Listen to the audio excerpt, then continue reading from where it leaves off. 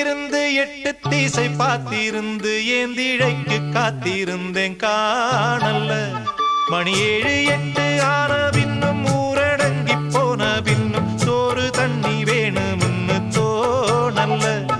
என் தெம்மாங்கு பாட்ட கேட்டு தெங்காத்து ஓடி வந்து தூதாக போக வேணும் அக்கறையில. நான் உண்டான ஆசைகளை உள்ளார பூட்டி வச்சு ஒத்தேல வாடுறேனே இக்கரையில.